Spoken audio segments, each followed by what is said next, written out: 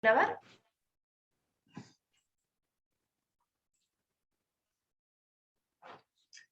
Muy bien, formalmente les damos la bienvenida a todos a nuestro segundo conversatorio de esta temporada.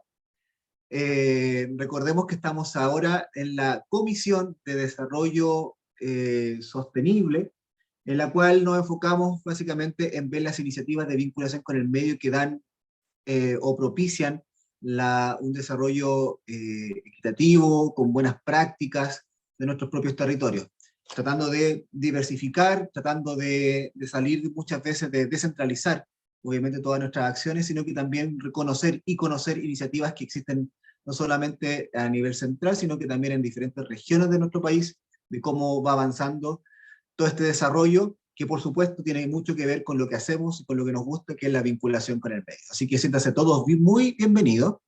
Hoy tenemos invitados especiales, tenemos dos invitados especiales. Vamos a estar en breve con Reinalina Chavarri, yo creo que todos los deben conocer, y también con Gerson Rodríguez, que también nos ha acompañado en otras instancias. Ya les voy a hacer las presentaciones formales a cada uno de ustedes. Así que por lo demás, agradecidos de que puedan estar todos presentes, y por lo demás también saludar a aquellos que van a ver la grabación de esta presentación, recordando que generalmente nuestro público también no solamente logran alcanzar a conectarse ahora, sino que también se van a conectar después a través de nuestro canal de YouTube, de la red de vinculación con el medio. Así que muchas gracias. Ya, me acaba de llegar un mensaje ahí de Reinalina, así que vamos, nuestro programa de hoy día teníamos como la presentación, el inicio, ¿cierto? Íbamos a arrancar inmediatamente con Reinalina, pero ahí tengo una dificultad técnica en este momento, así que vamos a conversar con Gerson, ¿ya?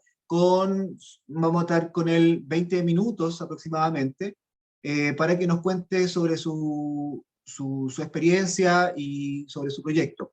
Gerson actualmente es el director del Centro de Innovación y Emprendimiento de la Facultad de Ingeniería, y Emprendimiento, o sea, digo mejor, de la Facultad de Ingeniería y Negocios de la Universidad Adventista de Chile, de la zona centro-sur, de Chillán. No visita Gerson. Y a la vez, recordarle a todos que el tema de hoy va a estar orientado en evidenciar la evidencia del respeto e integración de los territorios al quehacer de la vinculación con el medio.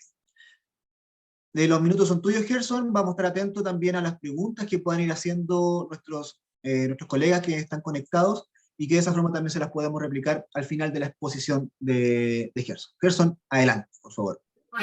Ok, muchísimas gracias, Cristian. Muchísimas gracias aquí a la red, a todos los que están presentes por la invitación. Un saludo a todos, cada uno de ustedes, nuestras amigas y amigos también que van a ver la transmisión a través del canal de YouTube. Ahí tengan un saludo desde Chillán, que es de la región de Ñuble. Gerson, discúlpame, hay, no sé, como que se te acopla un poco el micrófono, no sé si será, Sí. o soy yo, o No, todos lo escuchamos así. Se acopla. ¿Ahora? Mucho mejor. Sí. Les decía que mi nombre es Gerson, trabajo en el Centro de Innovación y Emprendimiento de la Universidad Adventista, acá en la región de Ñuble. Y bueno, desde aquí la idea es poder contarles un poco la experiencia que hemos tenido con algunos de nuestros proyectos, y en particular me voy a enfocar en uno, que es un proyecto que terminamos de ejecutar ahora, que fue un proyecto con financiamiento externo y que también se convirtió en un gran proyecto de vinculación con el medio aquí dentro de la universidad, ¿ya? Así que voy a compartirle mi pantalla.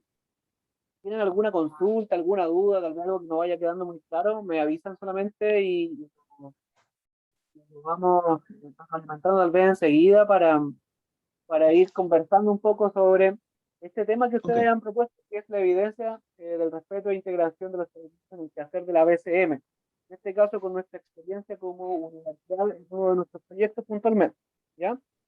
Miren, nosotros el año pasado, bueno, a principios del 2021, desde el 2020 en verdad, venimos postulando siempre a los desafíos que propone Innovafos y estos desafíos de innovación social. No sé si ustedes han visto este tipo de proyectos, más de alguna vez ha ejecutado proyectos de estas características. la verdad necesitamos una muy buena experiencia, sobre todo de aprendizaje con los territorios, que se convirtió en un lindo proyecto de vinculación con el medio. Luego necesitamos otro proyecto de innovación social y hemos seguido en la misma línea, ¿ya? En este caso, nosotros, bueno, cuando vimos en el 2021 lo que nos planteaba FOSI o los desafíos que planteaba FOSI para trabajar en diversos territorios, nos interesó poder trabajar en este desafío que ustedes ven aquí en verde, que fue el desafío de pobreza rural. FOSIS, en una alianza con INDAP, eh, estaban viendo que muchas veces los programas de INDAP tienen altos niveles de incidencia en los territorios, pero desde un punto de vista solamente productivo. Entonces, INDAP de alguna forma quiere convertir sus programas en programas socioproductivos. Entonces, lo que planteaba es cómo poder llegar con oferta social a las personas de los territorios. Y ahí, con el equipo, estuvimos reunidos con estudiantes también, viendo cuál era la forma más pertinente de poder responder a este desafío. Ya hay una necesidad, hay una problemática, y la idea era plantear una solución innovadora. Entonces, lo que hicimos fue plantear este proyecto que se llama Que el Tehue, o se llamó Que el Tehue, tu canal social, un poco para vincularlo con el territorio desde el nombre, enseguida. Ustedes no sé si conocen los Keltehues, los han visto, unas aves que habitan prácticamente en todo centro-sur de nuestro país, que avisan a los diferentes animales, ¿cierto? La diferente fauna que vive en los diferentes territorios, cuando hay peligro, cuando hay algunas alertas, ¿ya? Entonces nosotros desde allí quisimos plantear este proyecto, de alguna forma vincularnos con el territorio de inmediato desde el nombre, para que fuera algo cercano a las personas con las que íbamos a trabajar. Entonces, ¿qué hicimos? Fue disponer de las 5 dimensiones de la pobreza multidimensional para poder trabajar con las personas beneficiarias o posibles beneficiarios de este territorio y así acercar la oferta social que existe en instituciones públicas, en instituciones privadas, a las personas de sectores rurales que generalmente no tienen acceso a esta oferta social, ¿ya? Entonces planteamos un objetivo, teníamos una hoja de ruta para este proyecto con un plan de validación, un plan de pilotaje y después un plan de escalamiento, si es que este proyecto era seleccionado para ser escalado como política pública. Y así lo fue. Entonces, yo el primer alto que quiero hacer es que muchas veces nosotros planteamos proyectos con nuestros estudiantes, diferentes asignaturas, ¿cierto? Proyectos de vinculación con el medio, y los planteamos muchas veces en nuestras 4 paredes, ¿cierto? De la sala de clases, tiramos ideas con los estudiantes, hacemos brainstorming y hacemos diferentes momentos para que podamos proponer buenas ideas, pero finalmente terminan siendo nuestras ideas. Entonces, en este caso, para este proyecto incluimos o se incluyeron prácticamente 3 meses de una etapa de validación para poder trabajar directamente en el territorio con los posibles beneficiarios y para ver si efectivamente el proyecto iba a tener un impacto con ellos. Nosotros ya habíamos construido previamente algunos supuestos, pensando en cuál podría ser, por ejemplo, la incidencia del programa, cuál podría ser el feedback de los posibles usuarios, cuál podría ser el feedback del municipio. Teníamos unos conceptos previos, algunos supuestos, pero teníamos que evidenciarlo en la práctica. Así que lo primero que hicimos fue trabajar no con 60 usuarios, sino trabajar con posibles 10 usuarios. Tomamos una muestra de estos usuarios y nos reunimos con ellos previo al comienzo de la ejecución del programa y les dijimos, mira, esto queremos hacer, ya, esto queremos hacer, queremos trabajar en una plataforma, queremos trabajar con métodos de alcance, queremos trabajar con capacitaciones para ustedes, ¿ya? Esto es lo que tenemos pensado hacerlo de forma online o de forma híbrida y queremos entregar esta oferta social para que ustedes de alguna forma puedan ser parte de el territorio, pero parte activa del territorio y siendo canales de información también para sus vecinos, familiares y personas que viven cercanas. Planteamos algunos ejes de innovación y ellos nos dijeron lo siguiente: ¿sabes qué?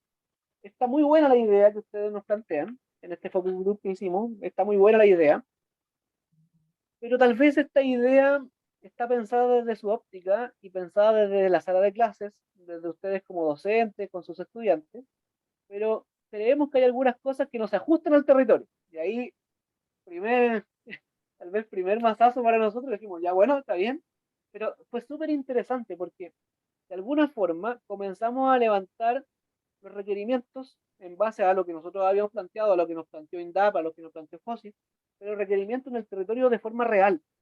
Por ejemplo, las personas beneficiarias nos dijeron, ok, nuestra comuna, en este caso trabajamos en la comuna de Pinto, una comuna, no sé si han ido a las termas de Chillán alguna vez, bueno, las termas de Chillán están dentro de la comuna de Pinto.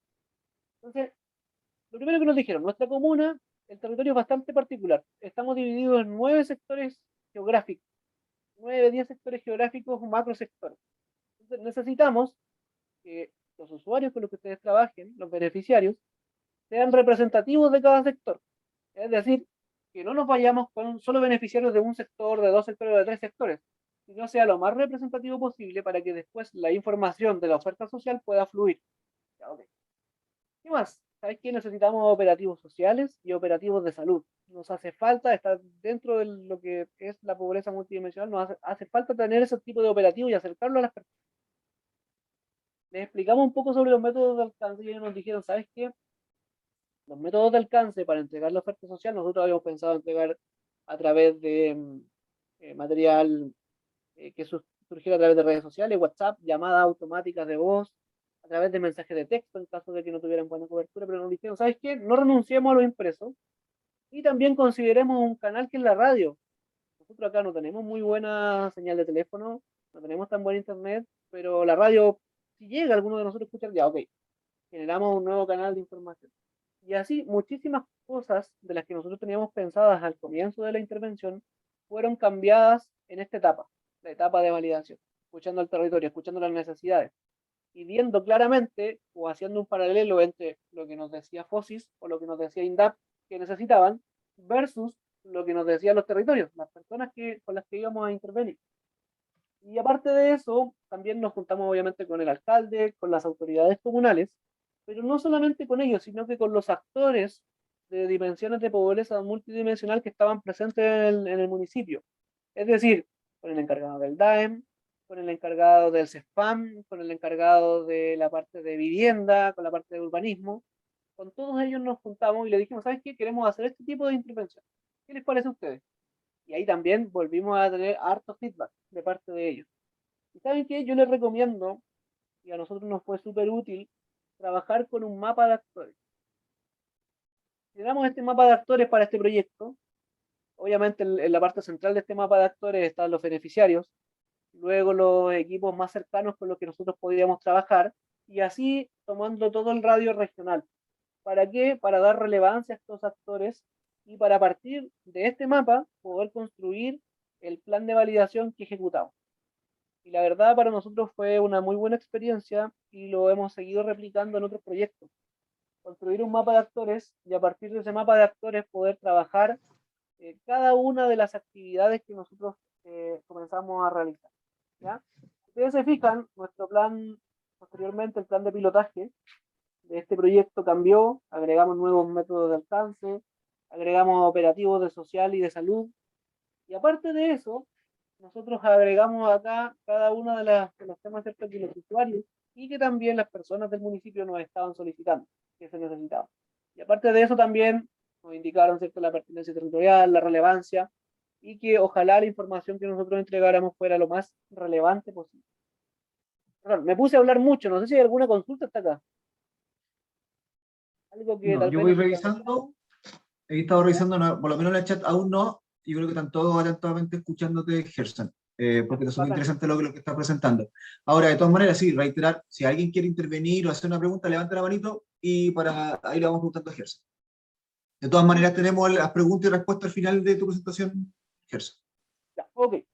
Entonces, desde ese punto de vista, aquí recién llevábamos 2 o 3 meses de intervención, pero el programa que nosotros habíamos diagramado desde un inicio ya había sufrido cambios, yo diría, en un 35-40%.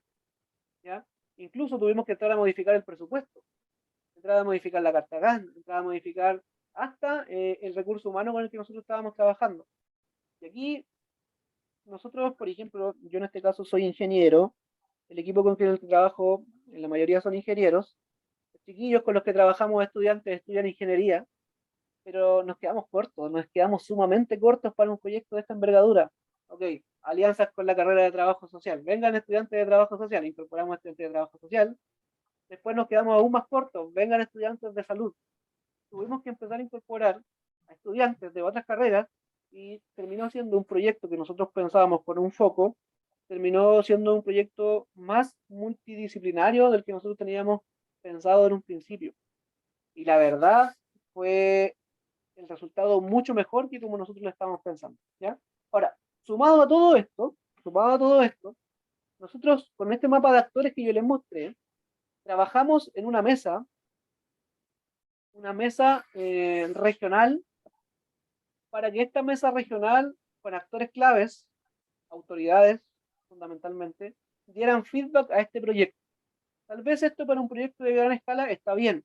Para un proyecto de menor escala, tal vez sería bueno tener actores claves, no sé, de la universidad, del territorio, algunas autoridades.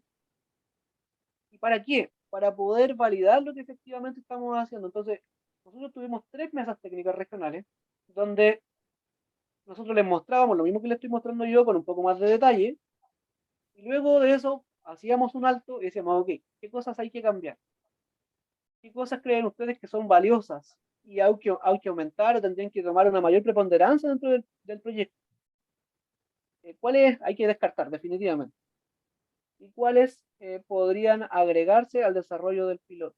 Por ejemplo, acá en esta mesa surgió el hecho de poder hacer el operativo de salud, que coincidió con lo que nos plantearon los posibles beneficiarios. Entonces hicimos un match ahí y obviamente lo agregamos. ¿Saben qué? Yo les quiero recomendar, dentro de tal vez de sus proyectos, sobre todo aquellos que tienen ejecución, no sé, un año, o aquellos que son de mediano a largo plazo, o que ya son instancias de vinculación constantes dentro de nuestras instituciones, que podamos agregar momentos, obviamente, que puedan insumar a responder estas preguntas. Y aquí se conecta muy bien con este círculo virtuoso que nosotros queremos o estamos instaurando acá en la universidad, de cómo esto vuelve después al aula, cómo esto vuelve a la formación de los estudiantes, cómo a partir de estos cambios que se pueden ir haciendo acá, vuelve todo después a la asignatura, ¿ya? Entonces, súper interesante esto que fuimos aprendiendo a lo largo de este pilotaje de innovación social. Bueno, ahí modificamos algunas cositas, pero siempre teniendo en cuenta estas dimensiones de aprendizaje. En este caso, como era un proyecto de innovación social, es decir, en primer lugar, no perder de vista el problema o necesidad. De alguna forma, este problema o necesidad fue mutando un poquito, pero no perder de vista eso, no perdiendo de vista la solución y teniendo siempre claro la identidad del proyecto, ¿ya? Ahora, 3 pilares fundamentales para esto era, una, la adopción de los usuarios, la adopción o adherencia de los usuarios o de los beneficiarios. Qué tan adheridos ellos estaban al proyecto, qué tanto participaban de las actividades, qué tanto, por ejemplo, los indicadores se iban cumpliendo, ¿ya? Y aquí, en tener claro estos puntos de vista o estas dimensiones de aprendizaje, hacía de forma más fácil o más concreta el poder trabajar en pro de estos indicadores y trabajar en pro, obviamente, de nuestros beneficiarios del proyecto, ¿ya? Obviamente la gestión, no dejarla de lado, y también algunas consecuencias que iba dejando la implementación. Consecuencias, por ejemplo, nos sucedió que algunas de las personas a las cuales nosotros le íbamos entregando esta oferta social, mediante estos diferentes métodos de alcance, no solamente se quedaban con la oferta para ellos, ya la replicaban con su familia, la replicaban con sus vecinos, o sea, iban corriendo la voz de esta oferta social, y esa consecuencia nosotros no la habíamos visto desde un comienzo, porque nosotros habíamos pensado solo en los beneficiarios, pero ya ahora no teníamos beneficiarios directos, como lo planteamos en un comienzo, sino que ahora ya teníamos ciertos beneficiarios indirectos que también se veían beneficiados con cada una de las actividades que nosotros hacíamos. Otras consecuencias de la implementación de este piloto, por ejemplo, el hecho de que para muchos de los beneficiarios este proyecto era prácticamente un panorama para ellos en el participar de las actividades, iban con su familia, con sus hijos, sobre todo a los operativos sociales, por ejemplo, donde también iban con sus hijos porque teníamos un espacio de juegos para que los niños pudieran hacer diferentes actividades mientras los padres estaban en los operativos sociales.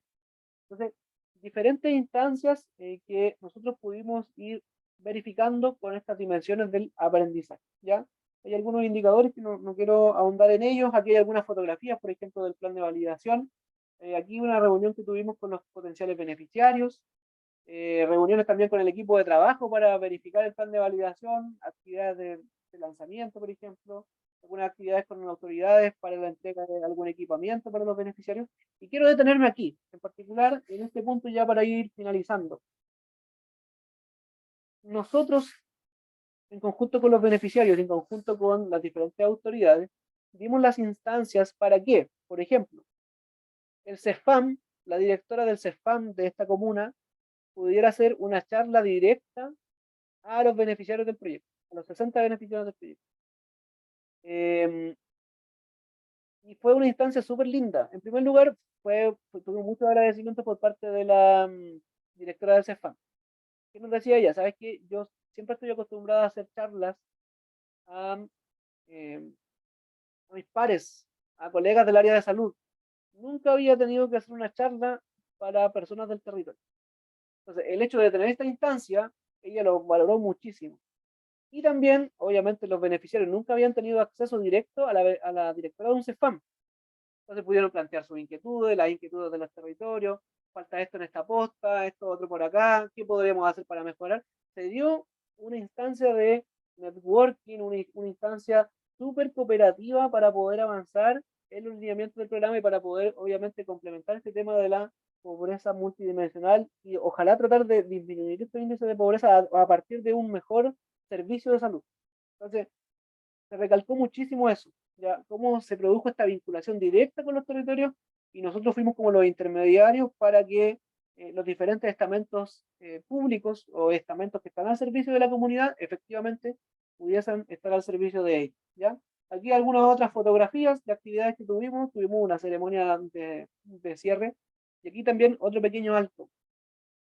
Para la mayoría de estas personas era la primera vez que ellas estaban pisando una universidad, ¿ya? Desde este punto de vista, todo lo que nosotros pudimos hacer a partir de este proyecto también colaboró mucho con, no sé si su calidad de vida, pero sí con el sentido de decir, oye, estuve en capacitaciones, me estuvieron entregando ofertas sociales, estuve en la universidad, me entregaron mi certificado de la Universidad Adventista de Chile, las autoridades universitarias. O sea, el cambio social que para ellas puede significar o pudo significar este tipo de iniciativas fue maravilloso y así obviamente cada uno de los beneficiarios lo agradecieron. Aquí parte del equipo que trabajó, ahí podemos ver chiquillos de trabajo social, de carreras de salud, también del área de ingeniería, algunos de los que trabajaron más directamente como en la parte administrativa, otros en la parte operativa, pero muchísimos más, ¿ya? Y por último quiero destacar esto, finalmente siempre tratar de destacar el territorio y de destacar el levantamiento de necesidades del territorio, y no solamente el levantamiento de necesidades, sino también la conexión misma que se puede hacer con los territorios para que se puedan ver fortalecidos muchos lazos que actualmente no lo estaban. Creo que como universidades también estamos llamados a, de alguna forma, a contribuir con eso, ¿ya?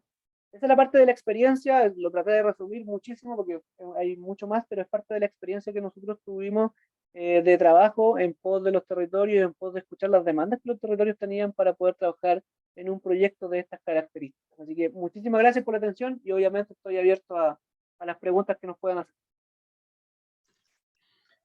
Gracias, Gerson, por la presentación clara.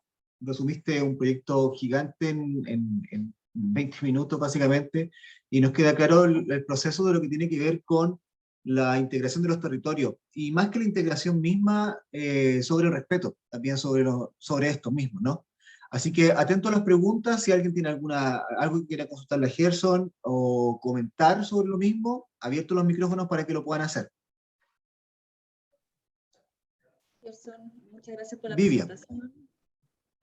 Buenos días a todas y a todos.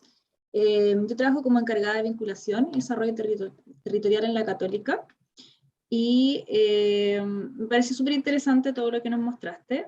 Tenía una pregunta más específica acerca de este mapa de actores que construyeron, que es parte de lo que estoy trabajando también actualmente, entonces creo súper interesante escuchar la experiencia, cómo lo fueron haciendo, digamos. Hicieron como, primero algo como desde fuera y después lo fueron trabajando dentro del territorio, cómo construyeron ese mapa. Mira, lo primero que hicimos para construir este mapa, nos pusimos creativos y colocamos a absolutamente todos los actores que nosotros teníamos pensado que de alguna forma, aunque fuera pequeña, pudiesen contribuir, participar o incluso tener una conexión tal vez un poco más distante con el proyecto, pero no los descartábamos, los colocamos a todos, ¿ya? Absolutamente a todos. Y después de eso fuimos dándole niveles de importancia. Entonces, creo que, si mal no recuerdo, tomamos 4 niveles de importancia, ¿ya? Y fuimos asignando niveles de importancia de acuerdo a nuestra propia ejecución o a lo que nosotros teníamos pensado para cada uno de estos actores clave. Y armamos un primer mapa pero después del proceso de validación, nos dimos cuenta que actores que tenían o que nosotros habíamos colocado mucha preponderancia dentro del proyecto, en realidad para los propios beneficiarios, para las autoridades y para las personas con las que íbamos a trabajar, no tenían tal vez tanta importancia. Pero otros que en algunos casos ni siquiera habíamos considerado, sí fue necesario incluirlos. Y generamos una nueva iteración de este mapa de actores y llegamos a un mapa de actores mucho más depurado con el cual sí trabajamos. Principalmente, obviamente, con los beneficiarios que están al medio y también con la segunda y tercera línea de este mapa de actores. La cuarta línea fue una línea que se usó más desde el punto de vista informativo, para entregar información o para solicitar cierta información, pero los otros participaron directamente en la ejecución del proyecto. Gracias, Gerson. Muy bien. Ahí hablamos de un elemento importante como tips dentro de los proyectos que tienen que involucrar el desarrollo territorial o el mismo análisis, la integración de los territorios en nuestro proyecto. Claro, por supuesto, el mapa de actores hace visible quiénes son los que inciden directa o indirectamente. Así que súper bien esa metodología. ¿Hay alguna pregunta más de la audiencia? Mientras tanto, alguien se anima. Sí, Yo les quiero preguntar un par de cosas también a Gerson, que tiene que ver con... ¿Cristian? Sí, Sí, por hola, favor. disculpa, por acá. Carolina Muñoz del Ahí está CFT Carolina, ahora te Estatal. veo. Sí, Carolina Muñoz del CFT Estatal de Tarapacá, de Alto Hospicio. Dale, Carolina, adelante. Disculpen, justo estamos ahora que estoy hablando, están haciendo una obra cerca, pero en el fondo Eso es era integración poder, del territorio, sí, está bien. integración del territorio. Entonces, en el fondo es poder agradecer a Gerson y comentarles que nosotros estamos ubicados en la comuna de Alto Hospicio. Entonces, desde ahí hay varias necesidades desde este enfoque del aprendizaje más servicio o cómo poder recoger las necesidades y las brechas del territorio. Entonces, ahí me surge una duda, Gerson, con respecto a los instrumentos que utilizaste o que utilizaron como proyecto, más bien dicho, para poder recoger la necesidad o la brecha para poder desarrollar de manera respetuosa con los territorios.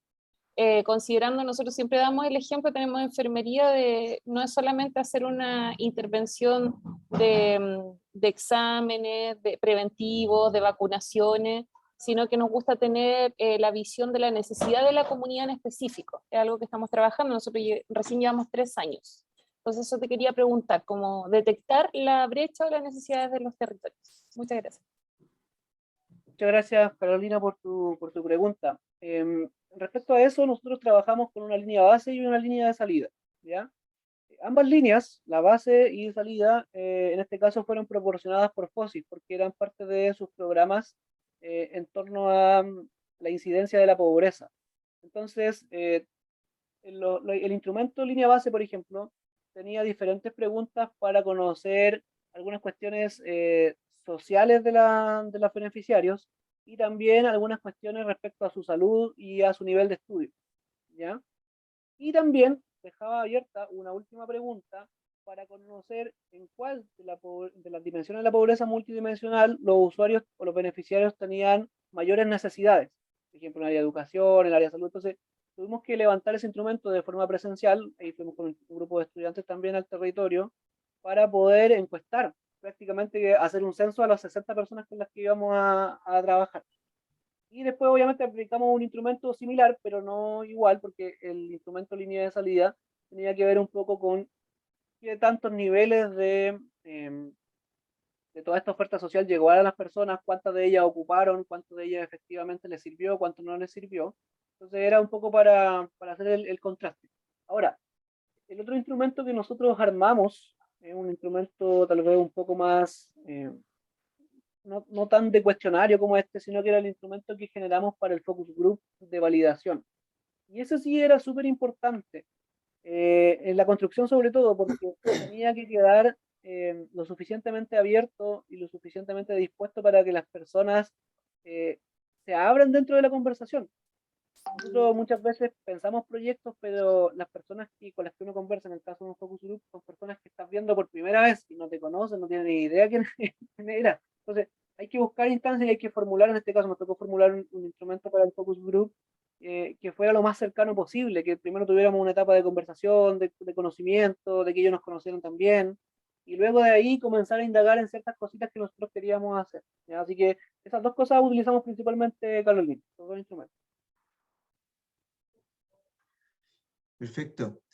Eh, Solo voy a hacer un pack, dos preguntas en una sola intervención, Gerson, para que ya podamos eh,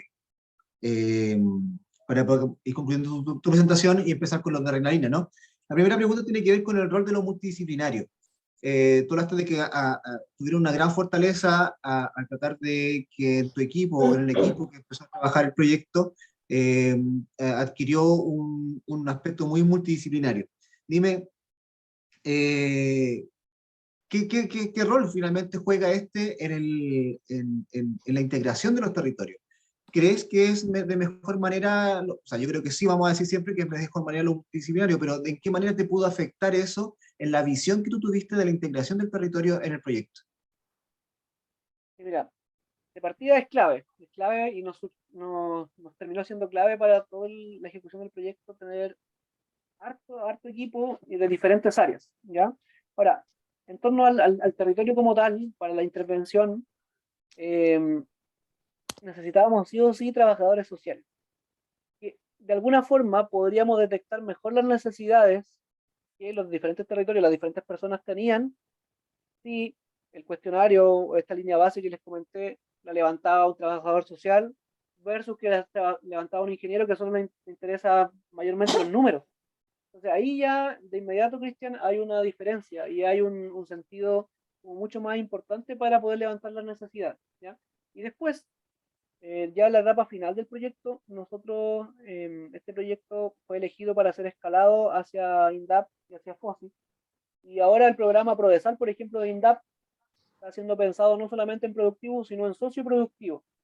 ¿Qué fue lo que nosotros planteamos como proyecto, como universidad?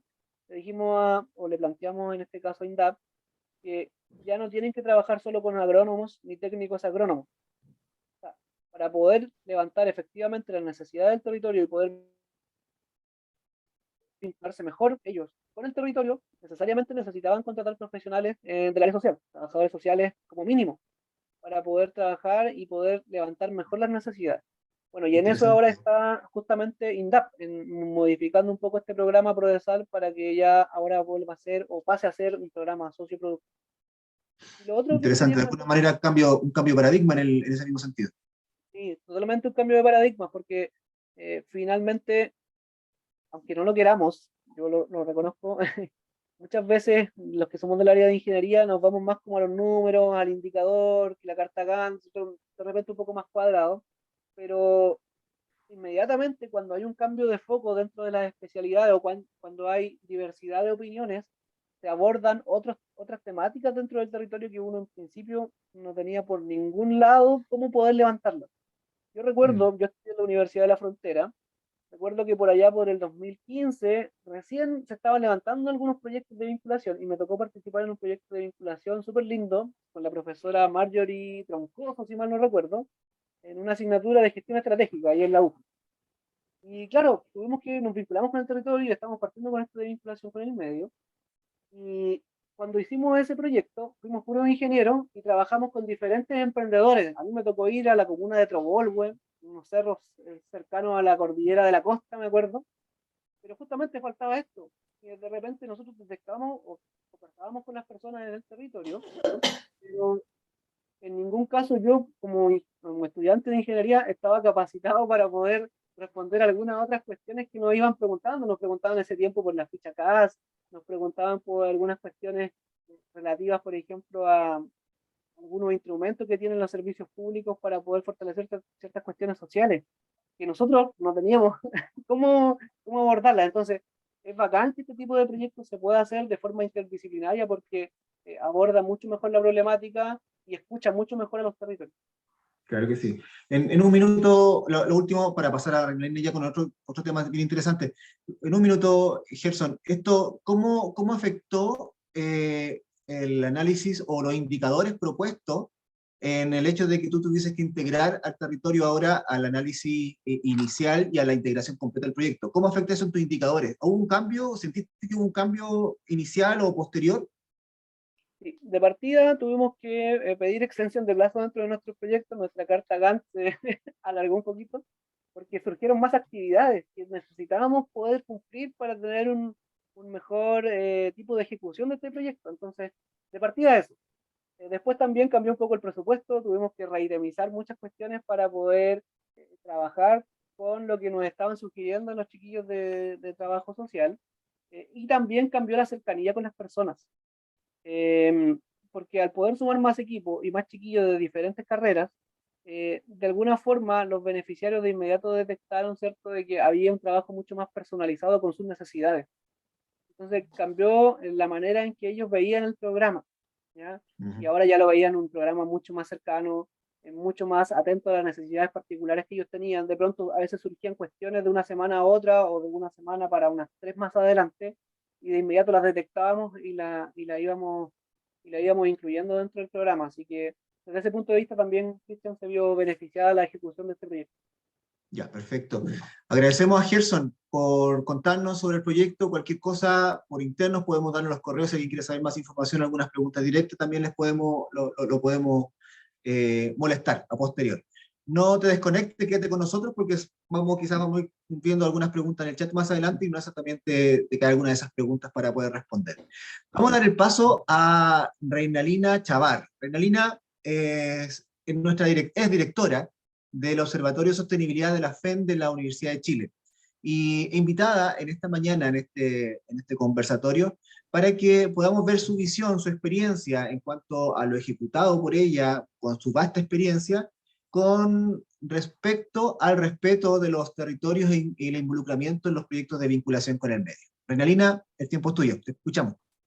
Gracias, Cristian. Y bueno, mira, primero que todo, agradecer a Gerson porque me inspira para lo que nos falta. O sea, de verdad que hay cosas que metodológicamente me parecen muy atractivos y yo espero más pronto que tarde poderlos implementar.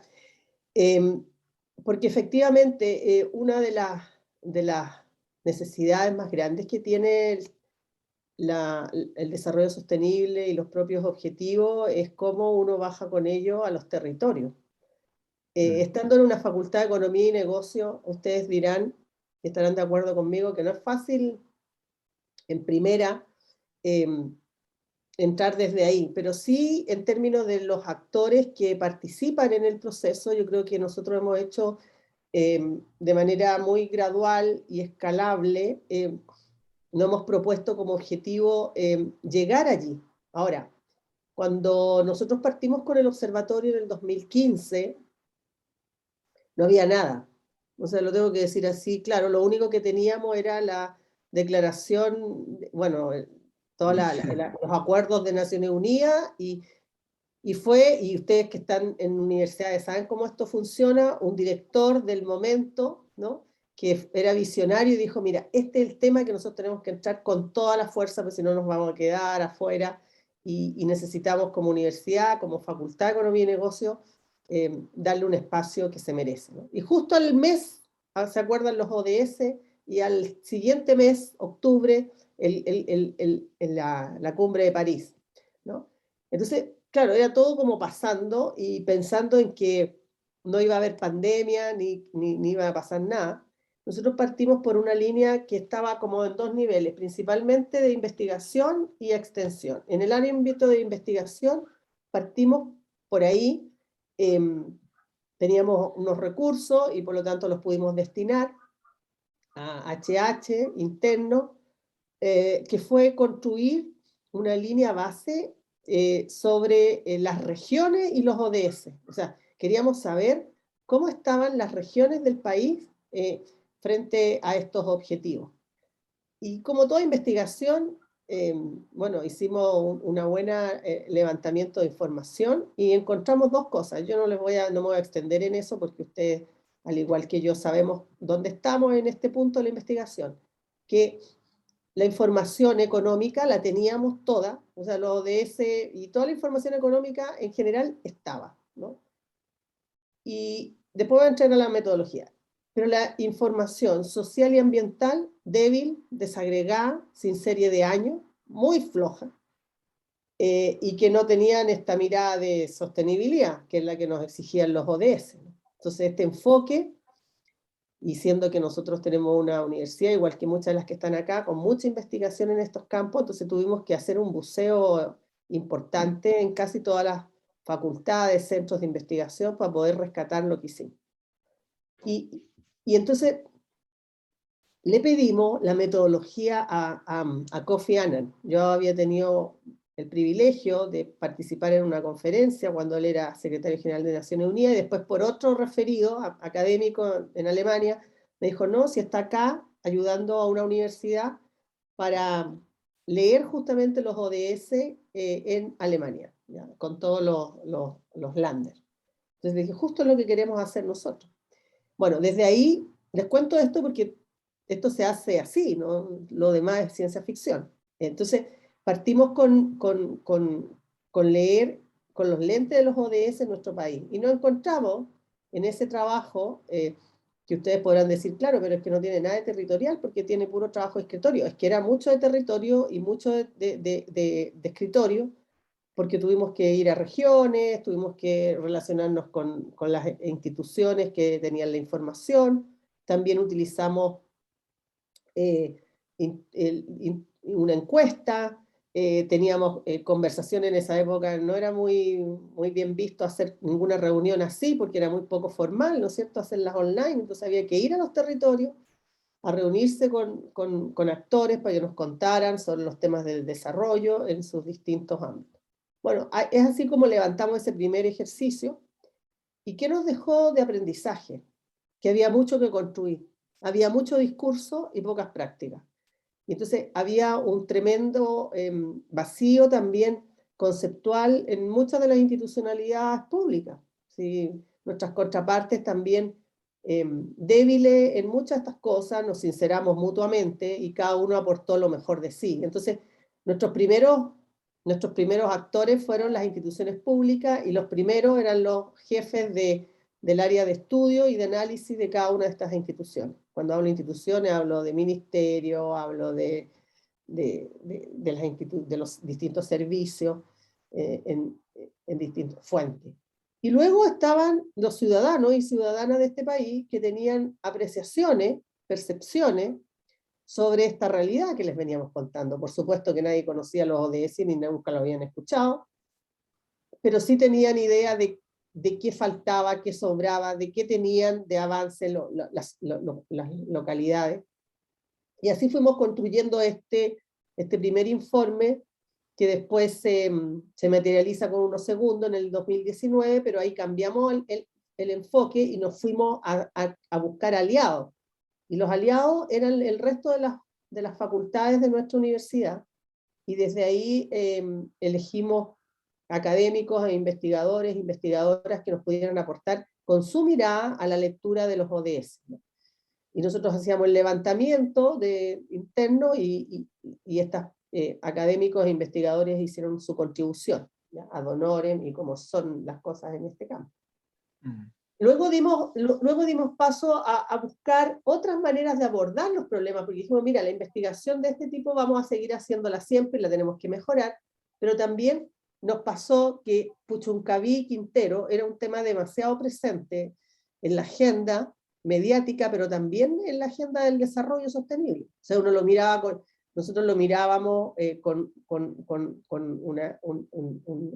los lentes de la sostenibilidad, y no veíamos por dónde era sostenible una localidad o localidades con estas características. Entonces, ahí entramos a los estudios de caso, pero de investigación aplicada hicimos el análisis de caso Quintero Puchuncaví, con un gran respaldo por parte de la Casa Central, porque en el fondo también había que, lo pudimos realizar en 3 meses, con reuniones, mesas de trabajo, también en las localidades, y reuniéndonos también con quienes estaban en el otro lado, ¿no es cierto?, que eran las empresas, ¿no? Y levantando información que estas mismas también iban generando y construyendo, y llegamos al informe que ustedes pueden conocer, si no después se los comparto a través de Cristian, porque lo que dio muestra ahí de que eran 6 planes de descontaminación que ya tenía la zona, y justo con ese mismo estudio sirvió mucho a la Corte Suprema para entender qué es lo que estaban reportando las empresas y qué información tenían pública, ¿no? Que era cosa de entrar a navegar por cada una de las páginas web y encontrar los famosos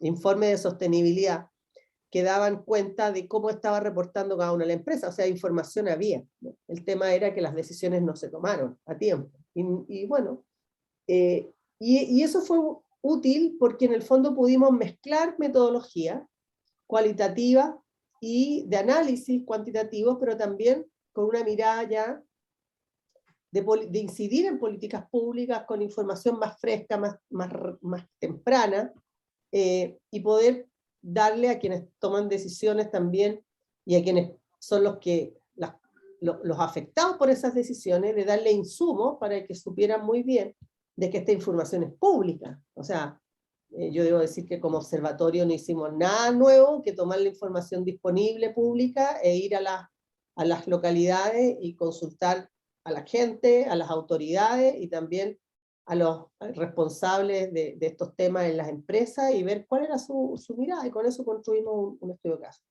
Otra experiencia fue el manifiesto digital, esto ya un poco más sofisticado, pero nos permitió desarrollar mesas de trabajo con actores no públicos, académicos, investigadores, organizaciones sociales, actores sociales, organizaciones no gubernamentales, en 3 grandes temas: educación, salud y ciberseguridad, ¿no? Y después le llamamos democracia digital porque el tema derivó en esa dirección. Y ahí la experiencia fue distinta porque las mesas de trabajo tuvieron una metodología que la fuimos construyendo juntos, previa una identificación también de actores, que tuvieran incidencia, que tuvieran conocimiento, experiencia y práctica en estos 3 ámbitos, pero desde la perspectiva del tema digital. Y ahí la pandemia llegó, interrumpió el proceso, más no la capacidad de reunirse, porque había generado tanto estado de ánimo, poder contribuir a un Chile más justo, más equitativo, pero con esta mirada de lo digital, ¿no es cierto? Y salió un buen manifiesto, y lo llamamos manifiesto porque en el fondo era el resultado de esas mesas para el Chile que queremos, y cómo una sociedad digital puede también contribuir a esa justicia y equidad que tanto la salud y la educación lo miraban como ausente. Y el tema de derechos digitales escaló y se transformó en un área de democracia digital. Y finalmente, como para ir contando así como experiencias en este rubro, fue como ponernos al servicio ya cuando la convención partió de aportar en esa dirección, y pudimos participar en algunas comisiones, poniendo nuestros puntos de vista, haciendo públicamente lo que nosotros mirábamos sobre el tema, y después también incluso en el gran apoyo que prestó la Universidad de Chile en la Casa Central, donde se crearon mesas de trabajo en distintos temas para poder hacer aportes, ¿no es cierto?, que guiaran, orientaran las conversaciones. Y ahí tuvimos en el tema medioambiental, pero eso fue más bien un aporte académico y de investigadores de la universidad. Y el último como ejercicio, creo que importante también, fue una solicitud de evaluar una estrategia, el programa de conectividad para las 700 localidades más aisladas del país. Y eso fue un trabajo casi de un año, donde se trabajó desde Putre hasta yo creo que más allá de Puerto Williams, hasta última localidad que tuviese un teléfono celular o fijo.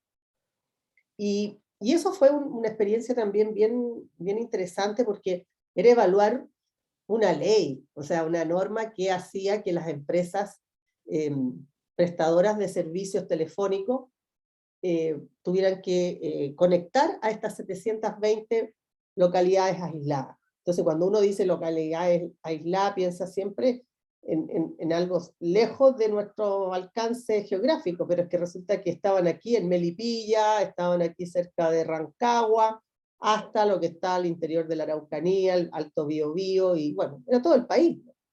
Entonces, analizar cómo estas localidades aisladas habían sido beneficiadas por esta legislación, por esta ley, porque era una ley, que fue una licitación. Después empezamos a entender todo el intralíngulis que hay en torno a este tipo de iniciativas, y que una o dos empresas se la llevaron, o sea, tuvieron que desplegar esto.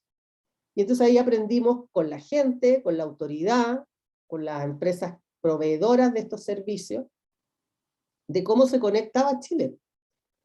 Pero también pudimos darnos cuenta de cómo en los temas de sostenibilidad, sobre todo en los temas de pobreza, en los temas, eran varios ODS, no digo todos porque habían algunos que no aplicaban, pero eran casi todos, estaban al servicio de una ley, y nadie las había visto nunca así, y nunca nadie había entendido por qué importante esto de la conectividad y los impactos que esto tiene.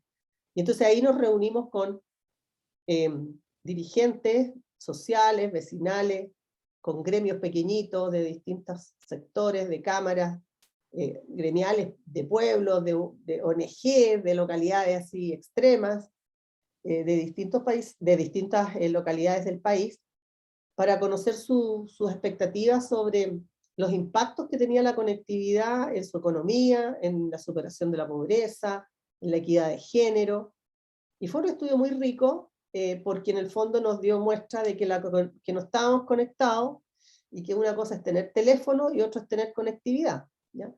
Y por lo tanto, ese desarrollo sostenible no se estaba dando, toda vez que la licitación fue mal pensada, mal hecha, y aprobada y licitada, y la gente empezó a recibir todas estas cosas bueno, y toda la intervención en el entorno natural, todos los impactos que esto tenía en muchas comunidades locales, muy frágiles en términos de ecosistemas, ¿verdad? Y cómo esto había afectado muchas veces la instalación de una antena. Voy a contar un caso, de cómo a veces una antena la tenían instalada y llegaba a la comunidad y no la quería, y la tenían que desarmar y mover, bajar de un cerro perdido entre por ahí, y después decidir dónde esta se volvía a reinstalar, hasta que la comunidad se arreglaba con la empresa en cuestión para poder recibir, aceptar esa antena, ¿no?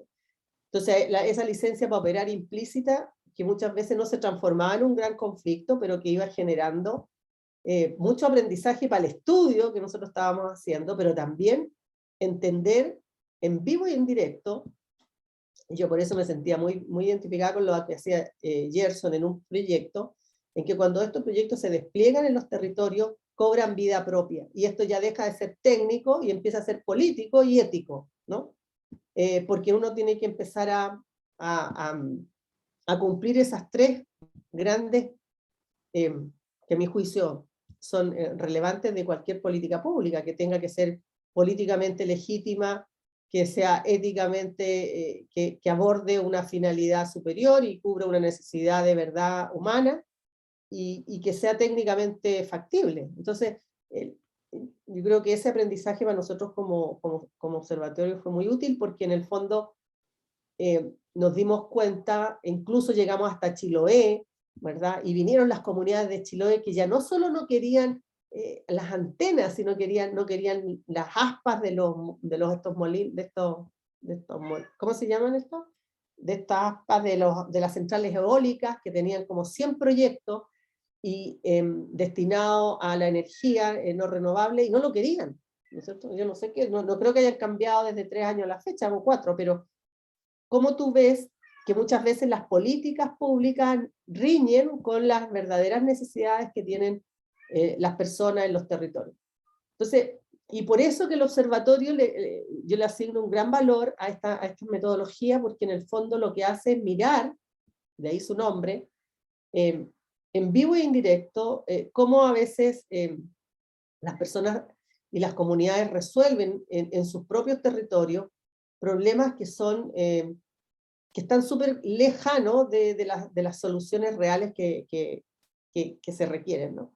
Y la desconexión muchas veces entre los procesos de toma de decisión.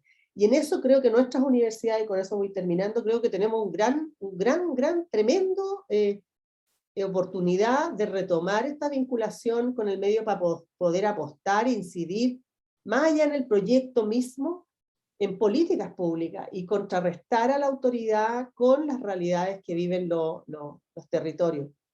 Para nosotros ha sido todo y en el fondo ha sido toda una experiencia muy enriquecedora de cómo, y también lo decía Gerson, cómo uno va adaptando la metodología a medida que el proyecto va avanzando, ¿no? Entonces todo esto que uno hace en el escritorio cobra vida, como decía antes, cuando uno lo conecta con la realidad que quiere investigar, estudiar, conectar.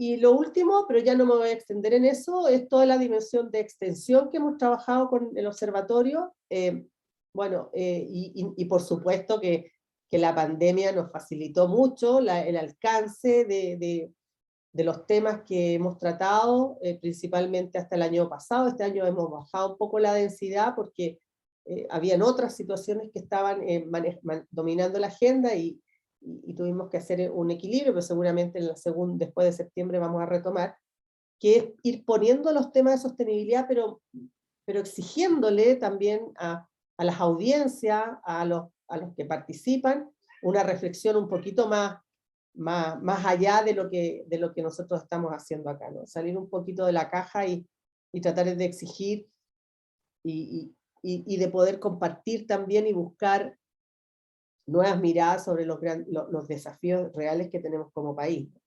Y que si uno lo mira con los lentes de los ODS son todos. O sea, es imposible no pensar una política pública o un futuro, o una mirada de futuro con una visión de territorio sin que los ODS te resuenen, ¿no? La participación de las personas, de los líderes sociales, incluso de investigadores de las propias regiones, para nosotros ha sido muy útil de poder tener esa mirada también interdisciplinar, y creemos que nos falta mucho todavía, no hemos hecho nada, pero sentimos que estamos en el camino correcto. Así que, pero nos falta mucho también en poder darle más fuerza a nuestras investigaciones. Nos ha gustado mucho, hay que decirlo con honestidad, esto de la investigación aplicada, porque nos da pertinencia, nos da actualidad, pero también hay que hacer del trabajo fino académico, ese que no se ve, pero que también aporta. Así que eso sería nuestra reflexión.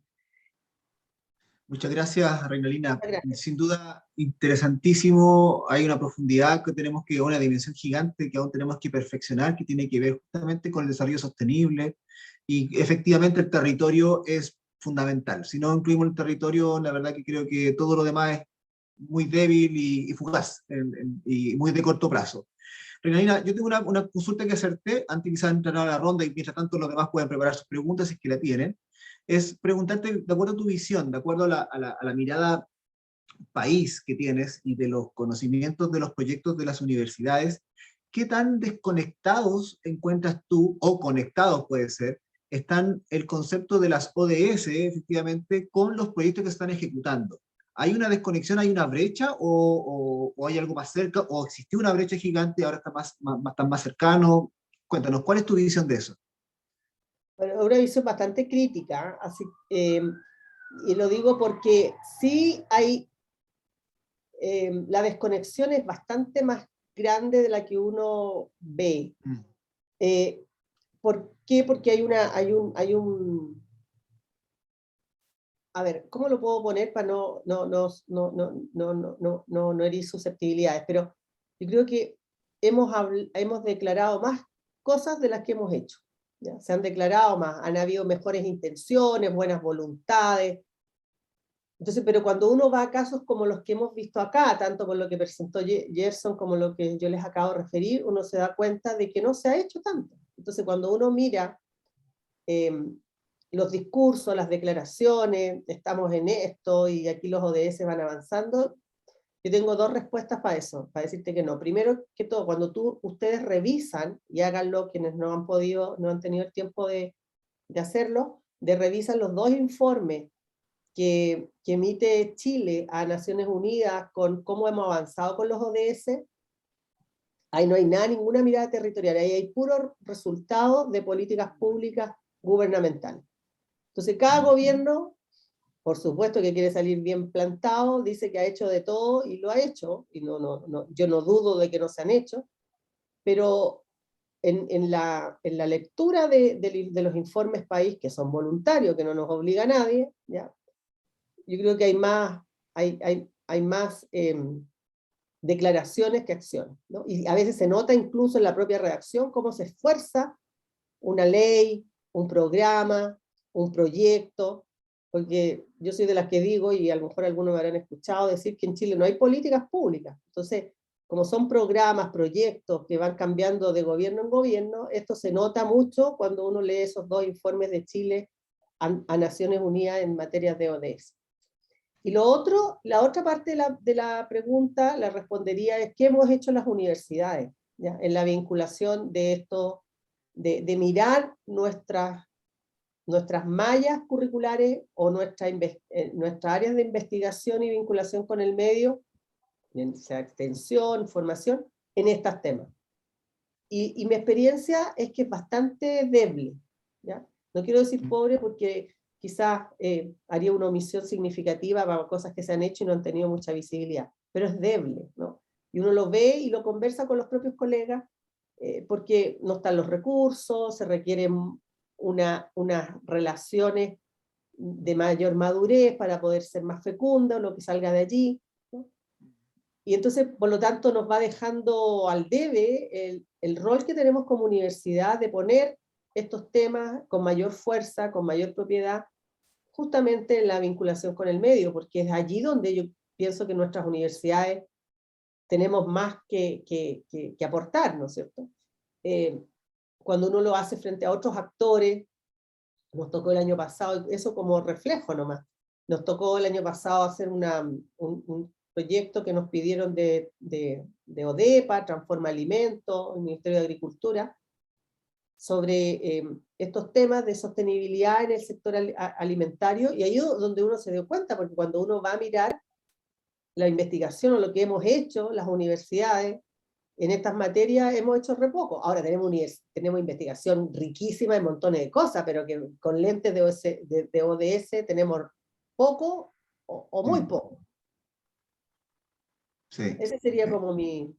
Sí, no, de todas maneras, concuerdo totalmente con tu análisis de esa desconexión de repente, que a veces nos vamos mucho en el ámbito más político, más discursivo, pero al momento de la acción hay harta diferencia. Es más, bueno, el ejemplo que veíamos en el proyecto anterior, que Gerson nos comentaba, habla un poco de esa experiencia. Y tú tocaste también una frase muy importante, que hablaste de las metodologías, que justamente las metodologías que nosotros conocíamos tradicionalmente como para aplicar un proyecto, levantarlo y ejecutarlo, efectivamente hoy día tienen que tener un gran porcentaje de adaptabilidad en el transcurso. Es decir, ya las cosas más rígidas y estructuradas de escritorio, la verdad que si queremos efectivamente tener ese respeto por el territorio, efectivamente ya no lo podemos hacer tan rígido, sino que quizás las primeras líneas esbozarlas e ir a la acción y recuperar un poco ese conocimiento de ellos, ¿no? Eso que acabas de decir, pero lo suscribo 100%. O sea, es una investigación para la acción, para la toma de decisiones, para tomar posición, para conocer, para informar a la ciudadanía. Yo creo que nuestros roles de universidad, sobre todo las universidades públicas, nuestra responsabilidad con la sociedad es muy alta.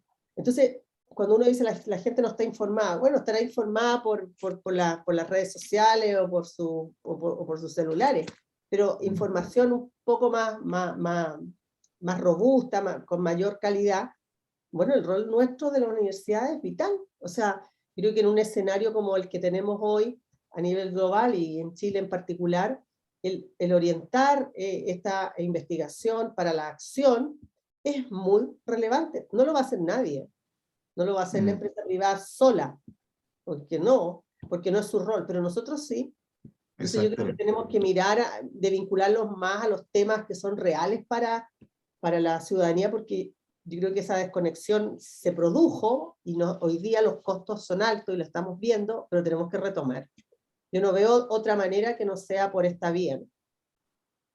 No, y efectivamente, al final es un trabajo que va a tener un impacto real y no, digámoslo, que la palabra que hemos ocupado esta mañana, y no de escritorio, ¿no? Un impacto real y no de escritorio. Y no de escritorio, porque en el fondo lo que hay que construir, a mi juicio, es inteligencia colectiva, ¿no? La academia, la investigación tiene que aportar lo suyo, la ciencia, pero también los territorios tienen todo para darnos esa información que muchas veces no está ni levantada. Perfecto. Estimados, solamente para cerrar nuestro conversatorio de hoy día, que podríamos estar toda la tarde conversando sobre la inclusión de la territorialidad. Tengo una pregunta, la misma pregunta para los dos, tanto para Reinalina como para Gerson. Vamos a comenzar con Gerson, y la verdad es como para el cierre. Gerson, dinos, por favor, cuéntanos, danos algunos tips, 2 o 3 tips para que nos puedas compartir sobre el aprendizaje que tuviste al desarrollar el proyecto. El principal aprendizaje, bueno, lo que decía Reinalina ahora, el hecho de ya no basta o ya no sirve diagramar un proyecto, diagramar iniciativas en nuestra oficina, entre 4 paredes o tal vez solo con nuestros estudiantes. Tenemos que dar un margen bastante amplio a los proyectos para etapas de iteración, para etapas de validación. Tener cuestiones muy rígidas ya no nos van a servir, así que dar mucho más énfasis a la validación de proyectos y también a la iteración de los mismos para que puedan ir acercándose aún más a los territorios. Perfecto, ahí tenemos unos tips de buenas prácticas en el desarrollo de proyectos que involucren efectivamente el territorio. Reinalina, ¿tú también tienes algunos tips, 1 o 2 tips que nos puedas dejar como para ir cerrando con respecto a la ejecución de este tipo de proyectos donde se respete el territorio efectivamente? Sí, yo le agregaría todo lo que ya dijo Gerson, involucrar a los actores reales, a los actores que están en los territorios, pero a los reales, no a los que nosotros creemos que son, no. Y eso lo definen muchas veces ellos, ¿no? Yo creo que hay que respetar esos liderazgos,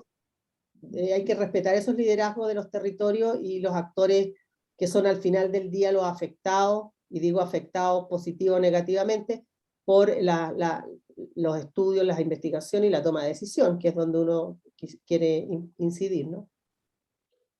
Muchas gracias. La verdad que ha sido esta horita de aprendizaje intensivo y de alguna manera entusiasmo también, porque nos da una nueva perspectiva de los proyectos. Muchas veces, a veces maqueteado un poco por la academia, creemos que los proyectos tienen que ejecutarse y no tener ninguna desviación durante el trayecto, pero nos damos cuenta que en rigor la sociedad, la integración de los territorios, todo esto está involucrando algunos aspectos que son relevantes, que tienen que irse modificando, adecuándose, adaptándose, para efectivamente lograr el objetivo, que queremos que más que sea el objetivo, sino que sea un objetivo real.